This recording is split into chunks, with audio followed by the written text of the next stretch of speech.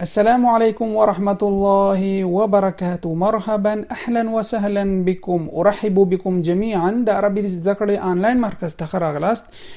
دا زموږ نن نسم درس دی. درس پیلول نه مخکې تاسو نه هیله کوم چې یوټیوب کې عربیک پښتو اکیډمي چینل سبسکرایب او د زنګ علامه کلیک کړئ او فیسبوک کې زمونږ ورځنۍ جملې چې موږ تاسو ته خبرو اوس خو تاسو ویلې چې باید درسونه زیات شي، اوس تاسو ته جملې زیاتې هر ورځ جوړوم. نو تاسو نه هیله کوم چې دا فیسبوک البته تاسو هر یو باید دا هر درس 3 ګروپونو کې شیر کړئ تر څو د عربي مینوال نور هم زیات شي. ان شاء الله موږ د خدمت نیت کړی، نو تاسو هم د خدمت نیت وکړئ. نو خپل درس پیلو. الحمدلله رب العالمين والصلاة والسلام على خير خلقه محمد وعلى آله وأصحابه أجمعين. رب اشرح لي صدري ويسر لي أمري واحلل عقدة من لساني يفقه قولي. ربي زدني علما. درس 98 صفحة ده. الدرس السابع. أسأل وأجيب كما في المثال. سؤالكم أو جوابكم څنګه چې په مثال کې راځي. کم معلما فی الفصل. کم معلما فی الفصل. په ټولګي کې، فصل ټولګي ته وایي، صنف. په ټولګي کې څو استادان دي یا معلمان دي؟ په ټولګي کې څو معلمان دي؟ کم څومره معلما استادان فی په الفصل ټولګي. په ټولګي کې څو معلمان دي؟ فی الفصل معلم واحد. په ټولګي کې یو معلم دی. فی الفصل په ټولګي کې معلم استاذ واحد یو. نو معنی د سکیږي په ټولګي کې یو معلم دی. کم طاولة فی الفصل. څو میزونه دي په ټولګي کې؟ په ټولګي کې څو میزه دي؟ طاوله میز ته ویل کیږي. فی الفصل 9 طاولات. فی الفصل په ټولګي کې 9 طاولات، 9 میزونه دي. 9 میزونه دي. طاوله مفرد، طاولات جمع. اوس دلته نمونه ورکړی، تاسو باید کم استعمال. کم کرسیان فی الفصل. په صنف په ټولګي کې څو چوکیګانې دي؟ کرسیان چوکۍ، کرسیون چوکۍ ته وایي. کم کرسیان فی الفصل. فی الفصل 8 کراسي. نو په صنف کې 8 چوکیګانې دي. کم سبورة فی الفصل. په ټولګي کې څو تختې دي؟ في الفصل سبورة واحدة. كم نافذة في الفصل. په ټولګي کې څو کړکیګانې دي؟ في الفصل 3 نوافذ. نافذة مفرد، کړکۍ، نوافذ کړکیګانې. في الفصل 3 نوافذ. أسأل أو أطرح سؤالا باستخدام كم. وسوال کوم یا مطرح کوم سوالا، سوال په استعمالولو د کم سره. كم كتابا، كم قلما، كم دفترا، كم مساحة، كم براية في الحقيبة. نو دا نفس امغه مخکې چې تیر شو امغه سی وای. دلته دا تمرین کې تاسو ولیکئ. كم كتابا في الحقيبة.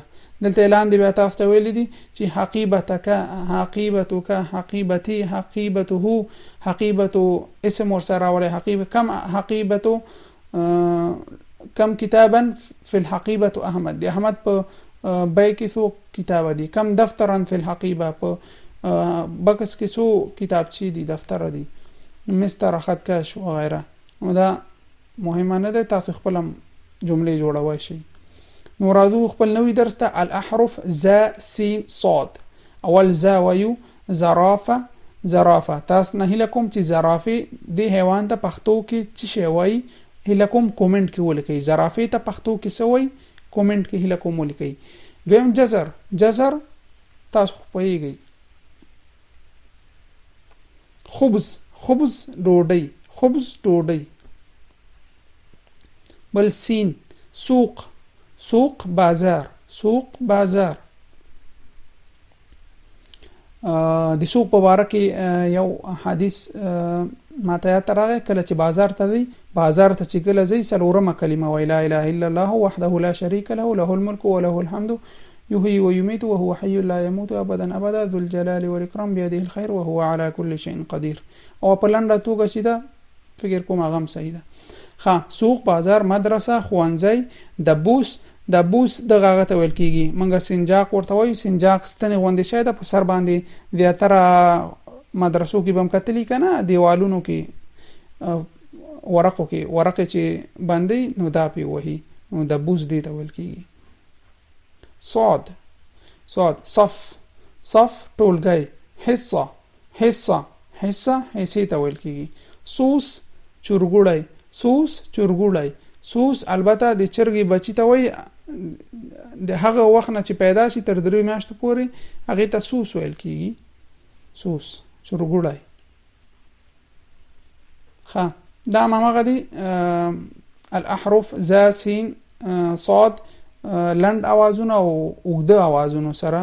ز ګوره دا زبر زیر پیش ز زی زو او چې الف ور سره راشي ز زی زو.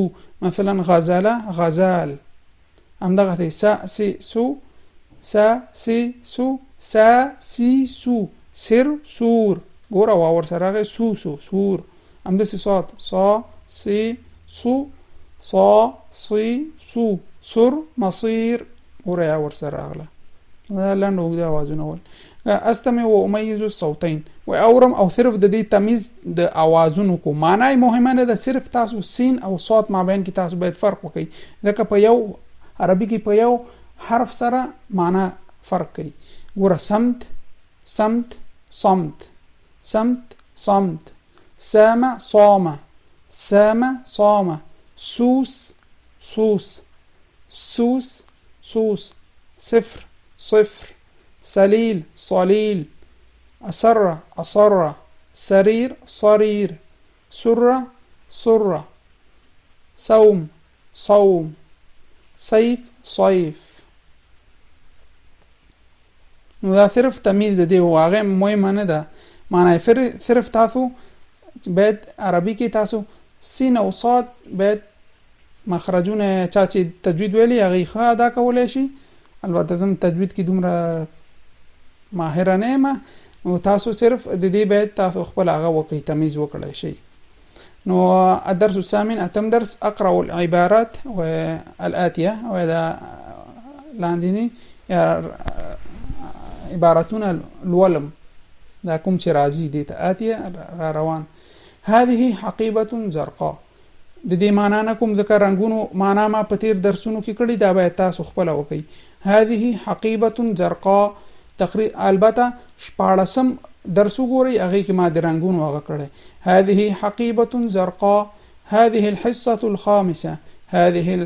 الخامسة. دا ځکه نه کوم چې ځکه تیر درسونه باید تاسو خپل تکرار کړئ. هذا كرسي أصفر. هذا قلم رصاص. هذا كتاب أزرق. هذا هو الدرس الأول. دا لومړی درس دی. هذا خبز أبيض. دا سپینه ډوډۍ ده. هذا باب الفصل. دا د ټولګي دروازه ده. نو دا موي اصل الحروف اللي يكون الكلمه هو وصل كده حروف چې کلمه تکمیل شي. ګوره ح صاد ت حصه ده ازرق سأل مدرس فصل سور السبت صفير صديق مقصف سوره سبوره. نو دا زمونږ نننی درس هیله کوم چې یاد شوی مو وي. که څه پوښتنه وي هیله کوم کومنټ وکړئ. تاسو نه هیله بیا هم کوم چې فیسبوک کې درسونه ګروپونو کې شیر کوئ او یوټیوب کې زمونږ چینل دوستانو سره شیر کړئ او سبسکرایب هم کړئ او ویډیوګانې هم لایک کوئ. نو که څه پوښتنه یا پیشنهاد وي هیله کوم کومنټ کې کولای شئ.